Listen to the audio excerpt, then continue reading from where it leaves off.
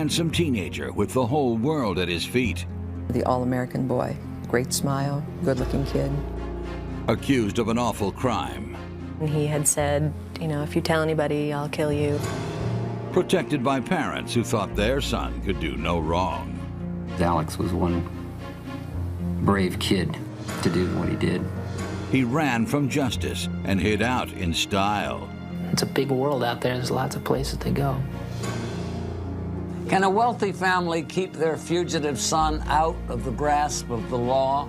Find out tonight on Power, Privilege, and Justice.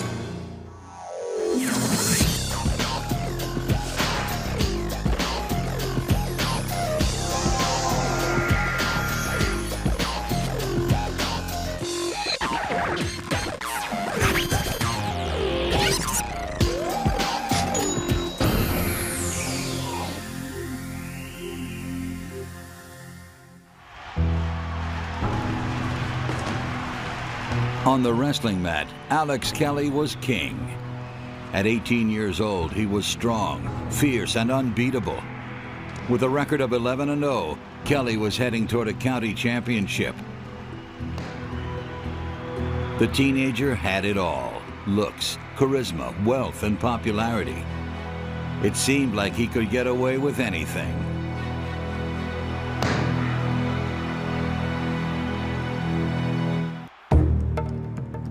On the morning of February 14th, 1986, two Darien police officers stopped Kelly on his way to his most important wrestling meet and arrested him for rape.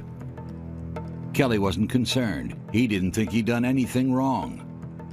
But the star wrestler was worried about one thing. The only question he had for them was, am I going to get out of here in time to go to my wrestling match? Alex Kelly had been raised to think he could get whatever he wanted, whether it was a victory on a wrestling mat or a girl's embrace. It would take 8 years and an international manhunt before he learned that there are limits, even to privilege. The police in Darien were getting familiar with Kelly. 2 days earlier, he had been accused, though not charged, with another rape. I think he went through, the majority of at least his adolescence as a person who never really had to, be called to task for anything that he did. Darien police began to realize that Kelly had the potential for violence.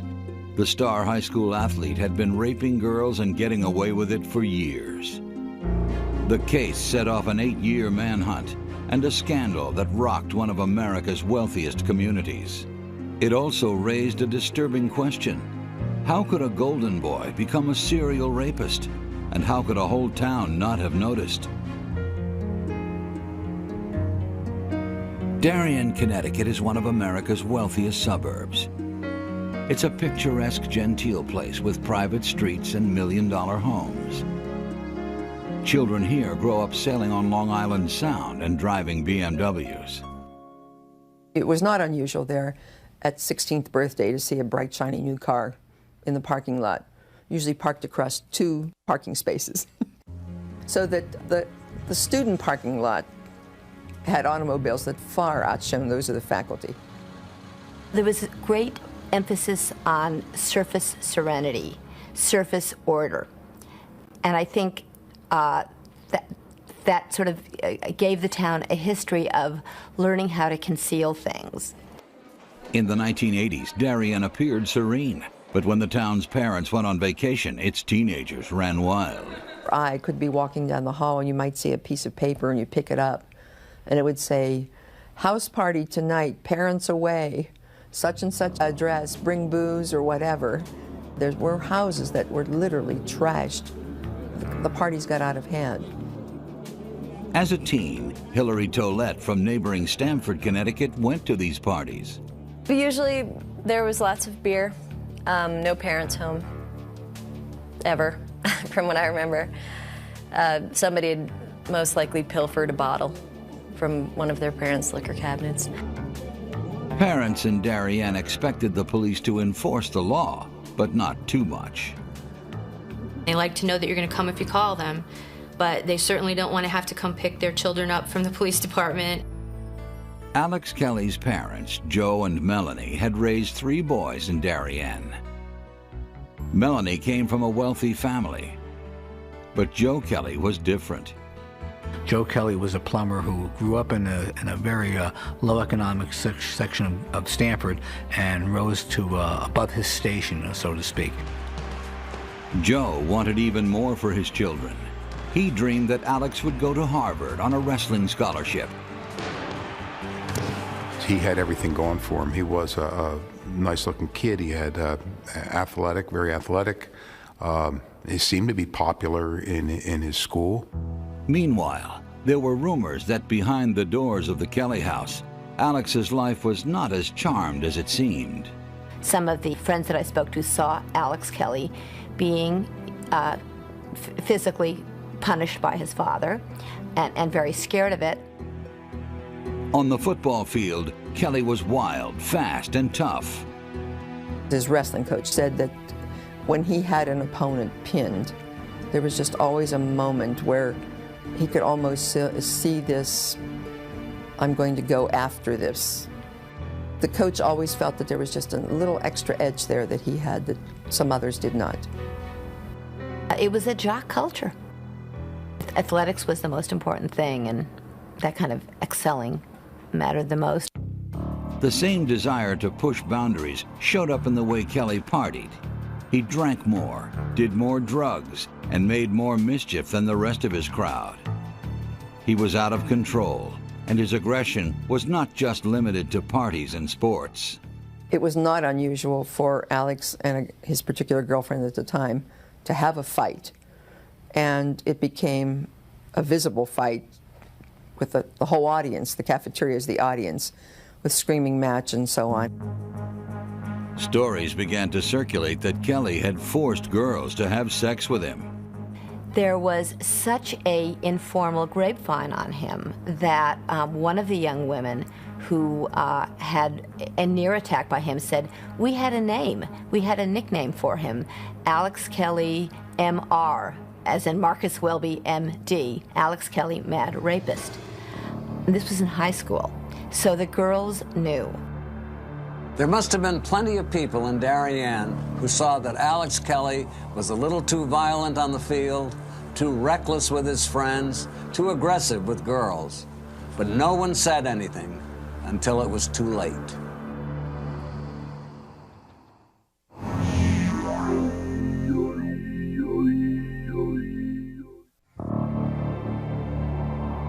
Alex Kelly entered Darien High School as a 14-year-old football prodigy, known for his fierceness on the field. He was the kind of star athlete that most teen girls would want to date. But it was rumored that Kelly's intensity could explode off the field as well. And according to some of his classmates, the freshman was smoking pot and doing cocaine. A rich kid out of control, indulged by his parents, and made popular by his peers. But Alex Kelly was about to cross the line that divides the simply reckless from the criminal. Kelly and his friends couldn't ask their parents to pay for the drugs. And by his sophomore year, they started breaking into the homes of their wealthy neighbors. That was like a network that kind of found out who was going to be away from home. And they would get in and get the silver and so on and be gone very quickly and get into the city very quickly and get rid of it. Kelly and his friends stole an estimated $100,000 in valuables over a 6-month period. But it didn't take long for the Darien police to trace the robberies back to him. He was arrested with some of his friends, his girlfriend, and a couple other kids, and they were put through the criminal justice system, and he ended up going to jail. Alex's parents hired a lawyer, tried to sort of, I won't say beat the system, but play the system. The Kellys struck a deal. They would reimburse their neighbors for the stolen goods if Alex received a reduced sentence. There's a clear history with Alex of his parents fixing things, of them, ignoring behaviors, of them,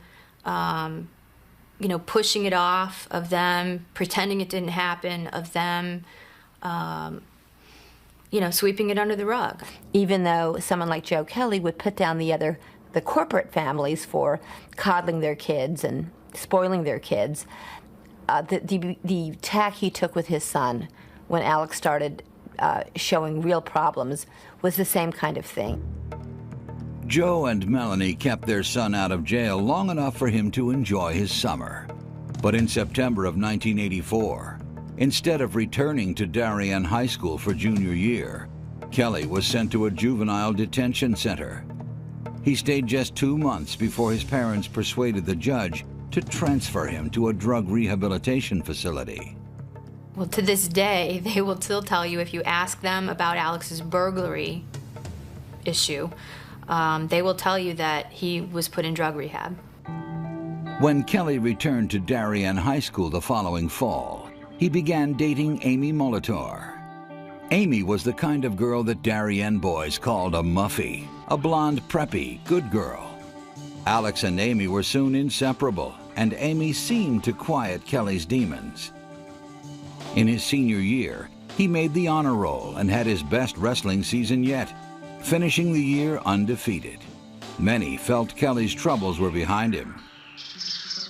He came back and convinced people that he had changed, that he wasn't doing that anymore. He had that wonderful smile. He had a sincerity that you believed. There was no reason not to believe him. Yet we know now that he absolutely was. He was drinking, he was doing drugs, he was, right back on the same path he had been on before. And apparently what he learned was he could put on this appearance and fool everybody. In the winter of his senior year, Kelly gave a Darien girl a ride home one night after a party. According to the girl, they were halfway to her house when Kelly pulled over into a secluded spot, forced her into the back seat, and raped her.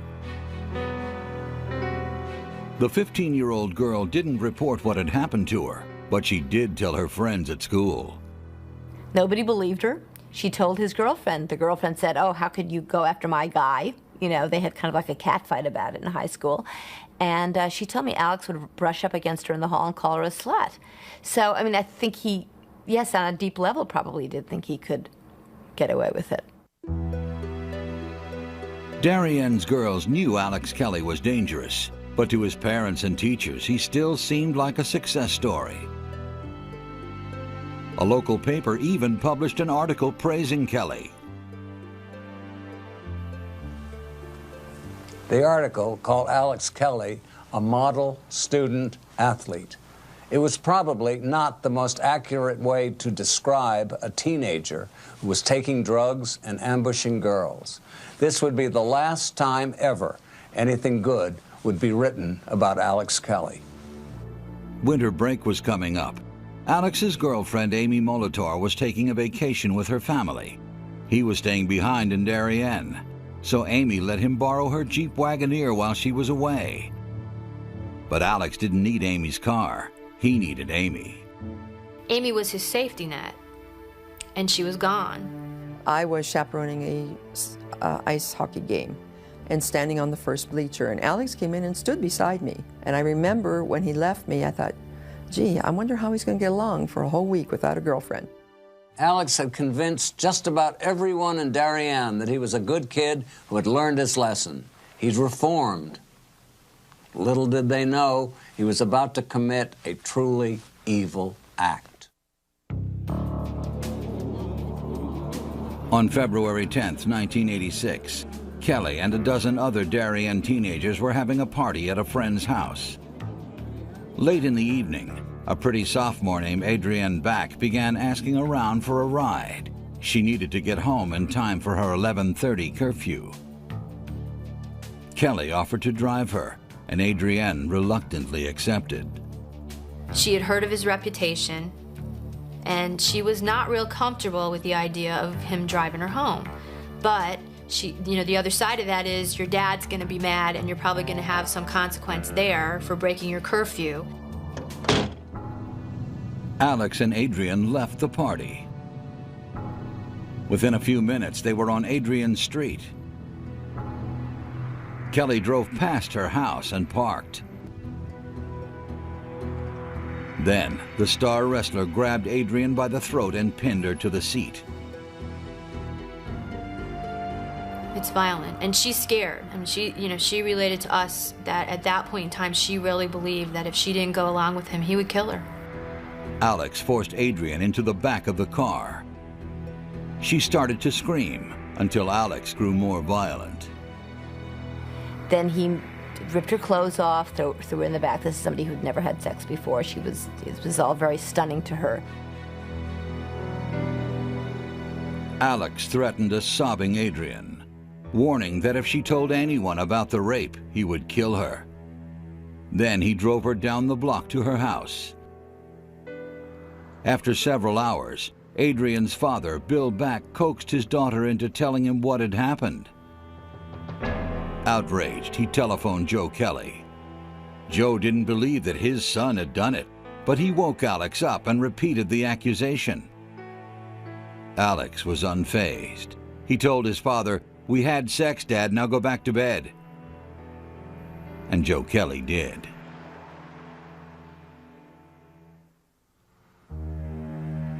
The next day, Adrian reluctantly went with her family to report the rape to the Darien police.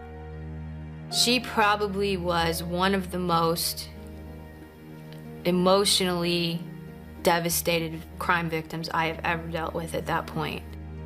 Adrian's parents felt she was too emotionally fragile to press charges. The family had been set to go on a skiing vacation, and Mrs. Back told the police they would think about what to do while they were away. The police decided not to contact Alex Kelly or his parents. The feeling in the department was, we're not going to go forward with this if we can't get him.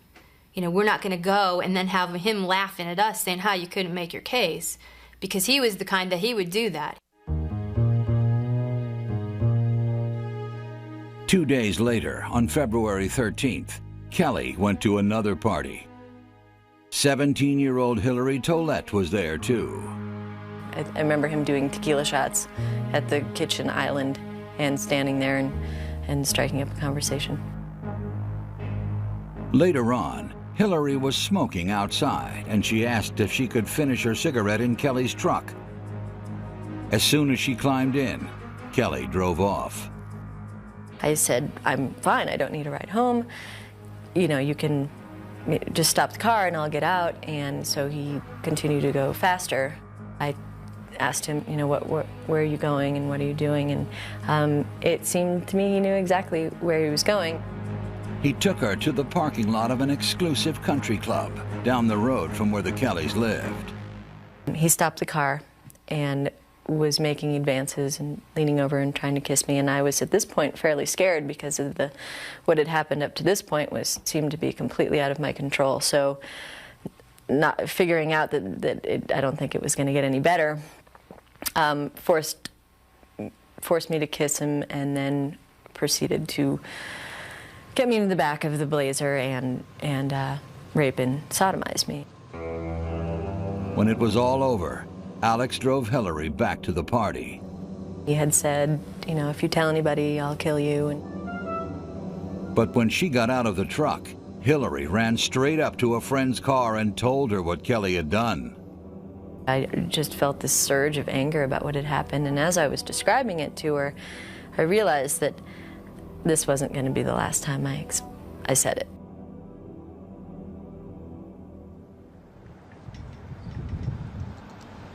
I got into work at 7 o'clock in the morning, and the first thing they said to me is, "Get in your uniform and get upstairs. You have to photograph injuries. We had another sexual assault." And I jokingly said, "Don't tell me." And they just nodded their heads.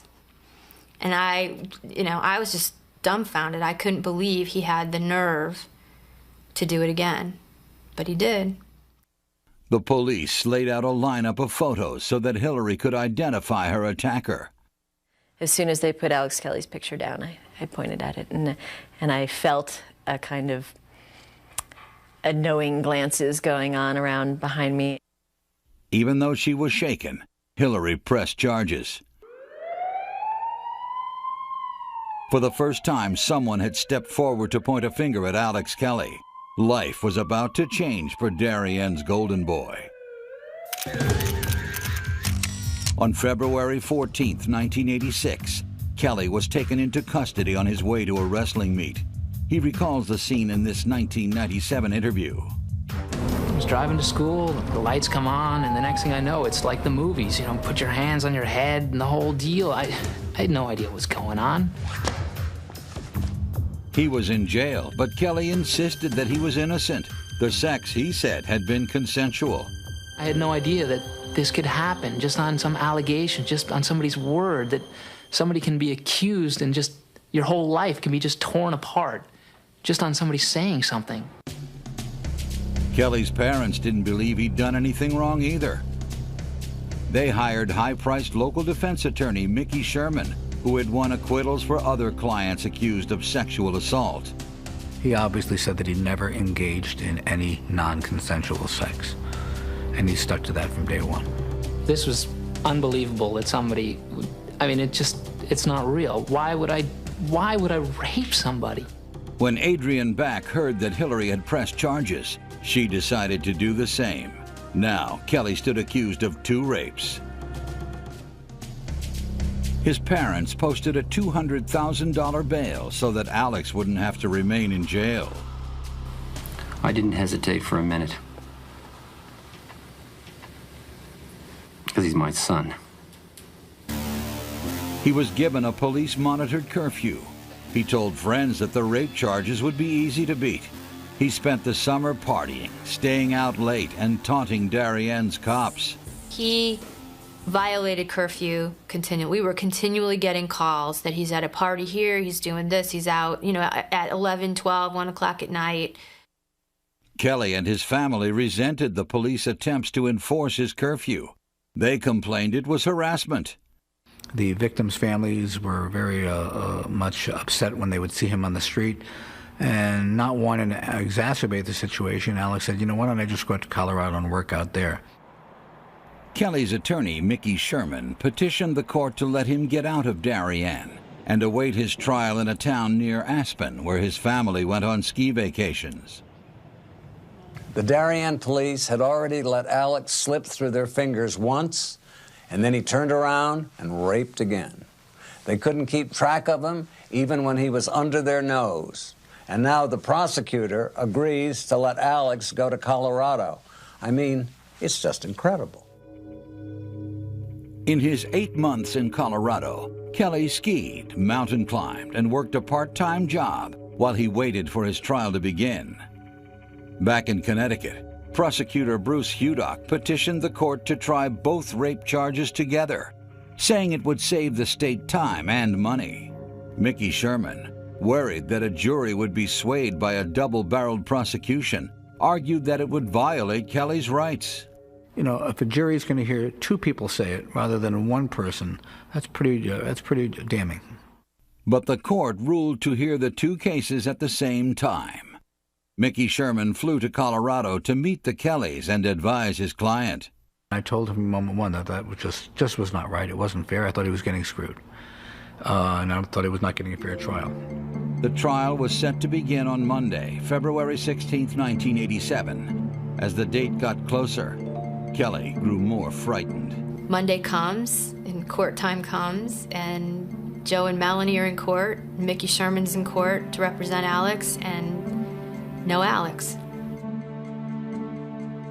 Genteel town, arrogant boy, wealthy parents. The press was all over this story. Opening day, the courthouse was packed. Everybody showed up, but Alex Kelly. The judge is asking where Alex is. I told him that I had a recent conversation, that he was very apprehensive, and I assumed that that's why he's not there. As soon as I heard that they couldn't find him anywhere, I knew that was it. He's gone. I didn't think, you know, they lost him in the bathroom. I figured he's on his way somewhere way far away. Alex's parents had spoken to him last, but the Kellys claimed they had no idea where their son was. The police didn't buy it. He's telling friends in Colorado his mother had given him $10,000. Ultimately, we came to believe that he fled the country.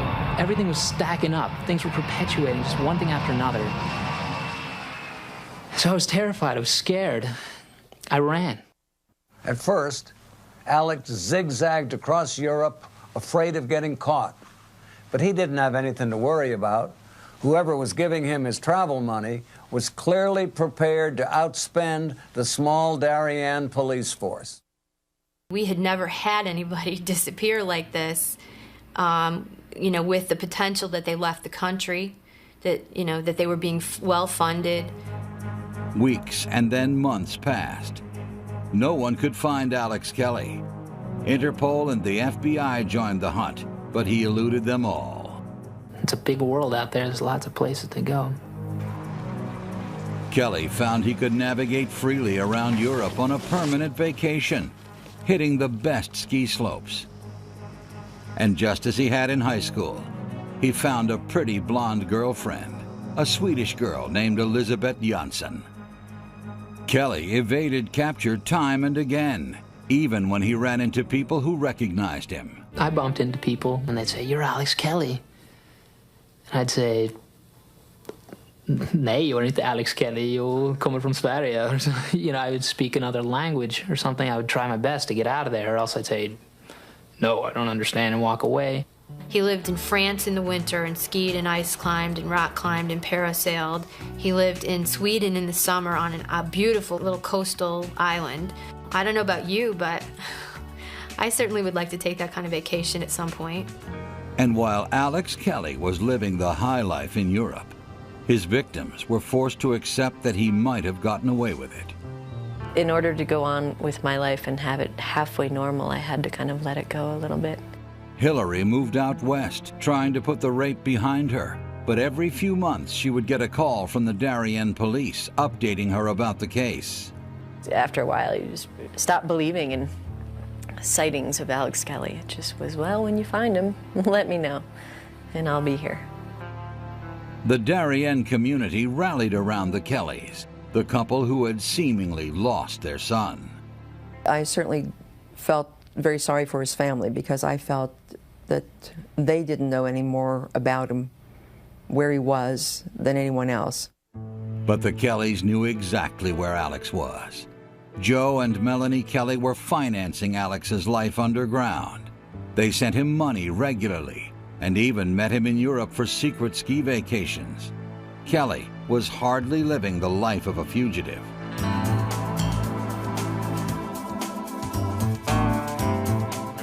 He even appeared in a friend's film about ski bums, blithely using his own name.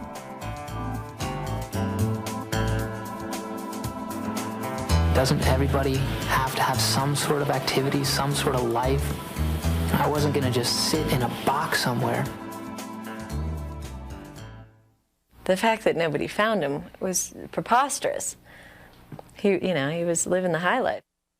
But Alex Kelly's luck was about to run out. In 1991, the FBI put a new man on the case, Special Agent Ralph DeFonso. He had a hunch that Kelly's parents were bankrolling their son's fugitive life. Well, I think anytime somebody has money, they're going to be a little harder to find. In the case of Alex Kelly, it seemed like he fell off the face of the earth. DeFonso was an expert in hunting down fugitives, and he was determined to succeed where everyone else had failed. Agent DeFonso from the FBI, he was very diligent, very aggressive.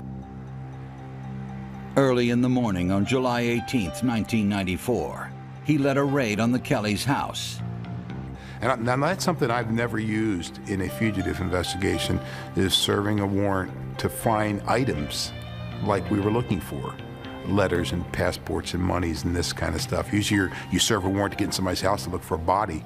As the agents walked in, they immediately found evidence that the Kellys knew where Alex was hiding. A letter in Melanie's handbag addressed to their son's girlfriend in Sweden. DeFonso finally had the link that could lead him to Alex Kelly. I felt that looking at the envelope and the address, that boy, that was the only piece of information we had in 10 years that looked really good to me. And I just walked out of the house and went to the Darien Police Department, started making phone calls. Swedish agents went to the address on the letter, but Kelly was one step ahead of them. Melanie Kelly had already called her son to tip him off, and he immediately fled to Switzerland, where extradition laws would prohibit the U.S. from prosecuting him for jumping bail.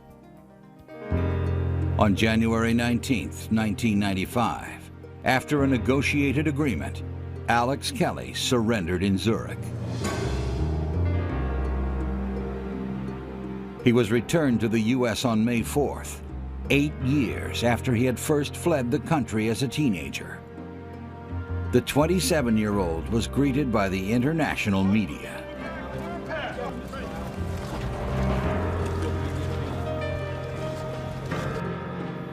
Alex gave himself up, but he considered himself innocent. And with his parents' money behind him, he was about to try and beat the rap.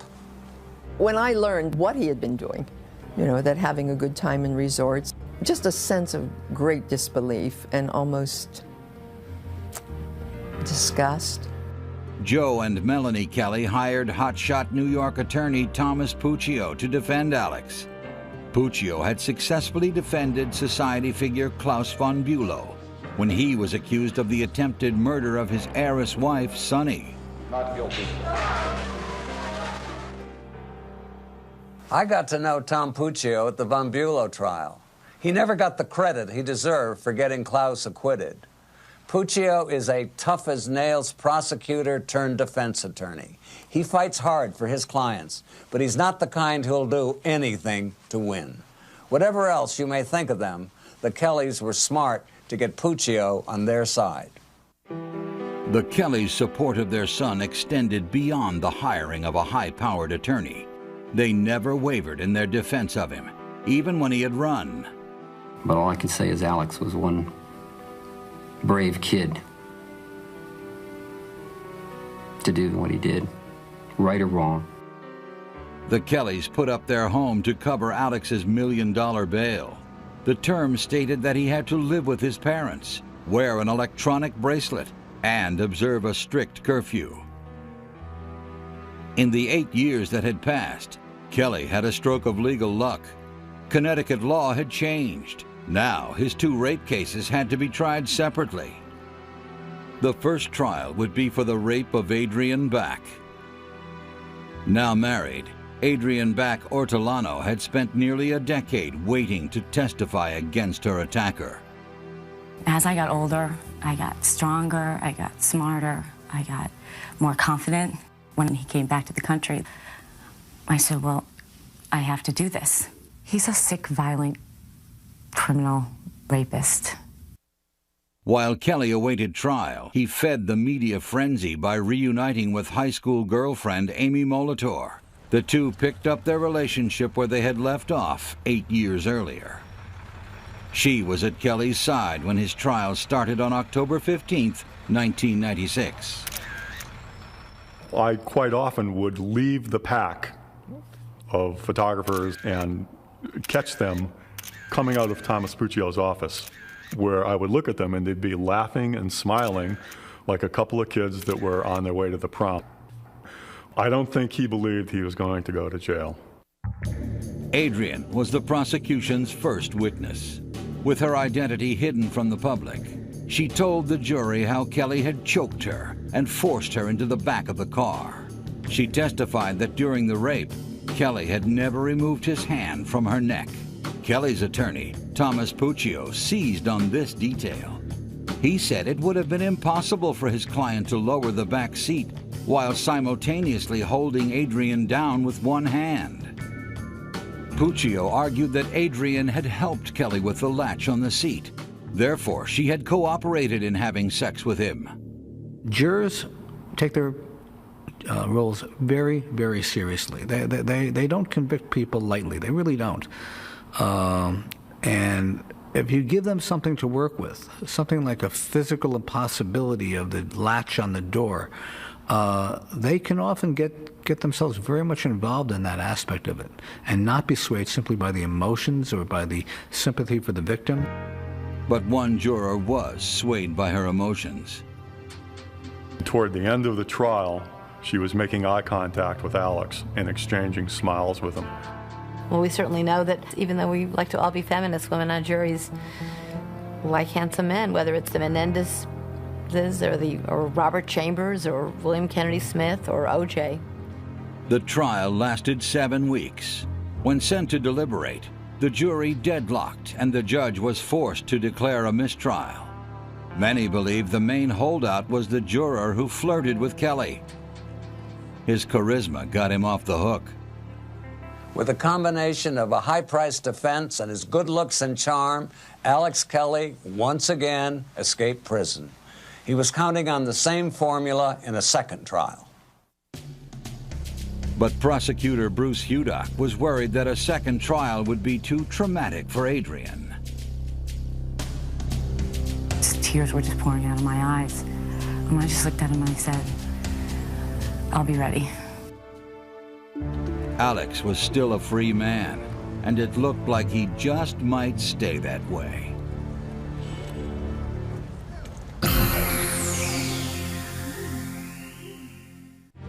Five months later, Kelly returned to the Stamford, Connecticut courthouse for the retrial.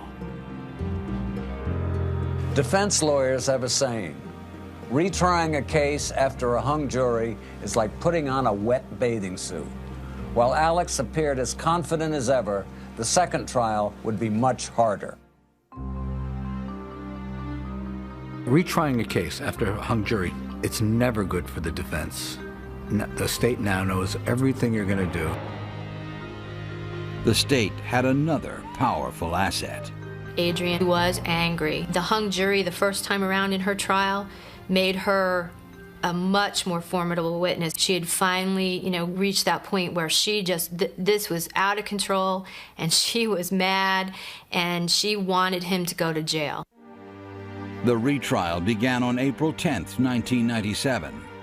In the first trial, the jury deadlocked over Adrian's testimony that Alex Kelly had never removed his hand from her neck while raping her.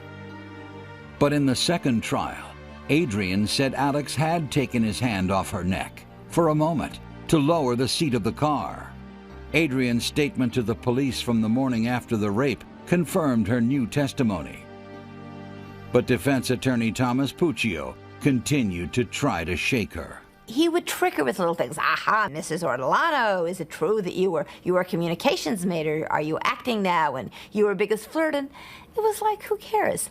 It was like, she was almost rolling her eyes at him. When somebody is angry and is telling the truth, all the BS that's coming from the other side, all the tactics, all the spin, all the strategy that a defense lawyer will use and a really good one will use, it just falls flat. The defense rested. Kelly's future was now in the hands of the jury. Just 8 hours later, they returned with a verdict. The court was not yet in session, but everyone was seated and it was pretty quiet, and he was pacing back and forth. He was nervous. You could see it. This time, the jury found Alex Kelly guilty of rape. Alex immediately jumped up and said, I want to talk, I want to say something, I'm innocent, I didn't do this. And he looked over, I thought he was looking right at Adrian when he said, why are you doing this to me? Every other time that Alex Kelly went into a courtroom, somehow he got off on something. And this was the first time, he's going to sentencing, which means he might get something, instead of people taking it away all the time. Kelly was sentenced to 20 years in prison, with a minimum requirement of 16 to be served. For the first time in his life, he couldn't charm his way out of it. He pleaded no contest to the second rape charge involving Hillary Tollett, receiving an additional 10 years. And I figured that a no contest was as close to an I'm guilty that I was going to ever get out of Alex Kelly. He'd never admit that he did anything wrong. And with my sentence on top of Adrian's, at least he was going to stay in jail. Alex Kelly is now serving his sentence at a maximum security prison in Connecticut. The star athlete turned fugitive finally met defeat.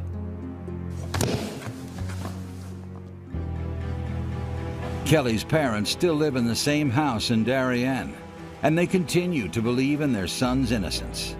I don't imagine that any mother would expect her child to sit in a cell for 15 years for something that is untrue. I think on some level, and I know they'll never admit this, in their hearts they know. They know exactly who he is, and I'm sure they've probably seen the person that Adrian saw and the person that Hillary saw. And I think they've seen that, and they choose not to acknowledge it. Joe and Melanie Kelly were never prosecuted for helping their son evade the law. Prosecutors believed that they would appear sympathetic to a jury, and the case against them would be too difficult to prove. I understand that you do whatever you can for your children, but I think that there is a limit. As a parent, you have to, believe a little bit in the system, especially if you're white and rich and from Darien. I mean, you got more going for you there than most people do going in a rape trial. The Alex Kelly case is rarely mentioned in Darien. For the people who live here, turning a blind eye not only helped to create Alex Kelly, it helps them to forget him. It couldn't happen here. Well, you know what? It did happen here. All of his life, everyone cut Alex Kelly a break. I think that where Alex is now, in state prison, his good looks and wholesome smile might not serve him too well. Alex Kelly started life with power and privilege and squandered it all. For Court TV, I'm Dominic Dunn.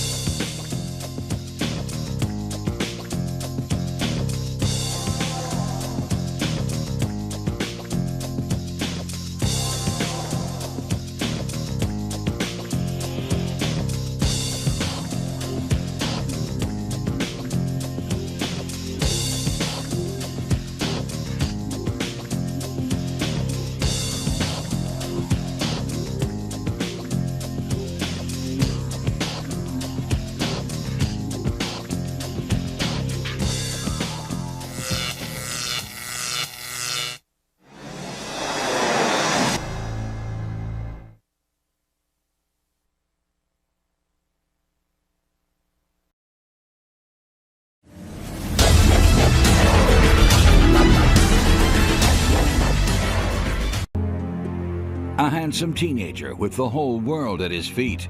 The all-American boy, great smile, good-looking kid. Accused of an awful crime. He had said, if you tell anybody, I'll kill you. Protected by parents who thought their son could do no wrong. Alex was one brave kid to do what he did. He ran from justice and hid out in style. It's a big world out there. There's lots of places to go. Can a wealthy family keep their fugitive son out of the grasp of the law?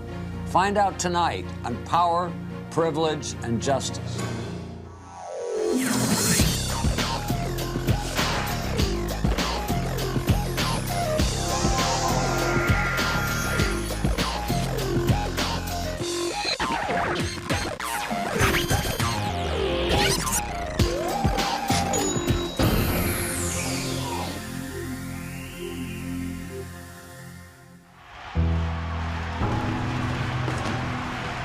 On the wrestling mat, Alex Kelly was king.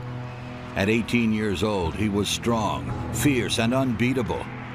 With a record of 11-0, Kelly was heading toward a county championship.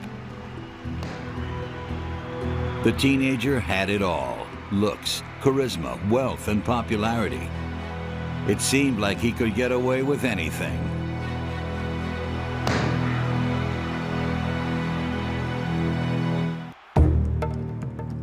On the morning of February 14th, 1986, two Darien police officers stopped Kelly on his way to his most important wrestling meet and arrested him for rape. Kelly wasn't concerned. He didn't think he'd done anything wrong. But the star wrestler was worried about one thing. The only question he had for them was, am I going to get out of here in time to go to my wrestling match? Alex Kelly had been raised to think he could get whatever he wanted, whether it was a victory on a wrestling mat or a girl's embrace. It would take 8 years and an international manhunt before he learned that there are limits even to privilege. The police in Darien were getting familiar with Kelly. 2 days earlier, he had been accused, though not charged, with another rape. I think he went through, the majority of, at least his adolescence, as a person who never really had to, be called to task for anything that he did. Darien police began to realize that Kelly had the potential for violence. The star high school athlete had been raping girls and getting away with it for years. The case set off an 8-year manhunt and a scandal that rocked one of America's wealthiest communities. It also raised a disturbing question. How could a golden boy become a serial rapist? And how could a whole town not have noticed? Darien, Connecticut is one of America's wealthiest suburbs. It's a picturesque, genteel place with private streets and million-dollar homes. Children here grow up sailing on Long Island Sound and driving BMWs. It was not unusual there at 16th birthday to see a bright, shiny new car in the parking lot, usually parked across 2 parking spaces. So that the student parking lot had automobiles that far outshone those of the faculty. There was great emphasis on surface serenity, surface order. And I think that sort of gave the town a history of learning how to conceal things. In the 1980s, Darien appeared serene, but when the town's parents went on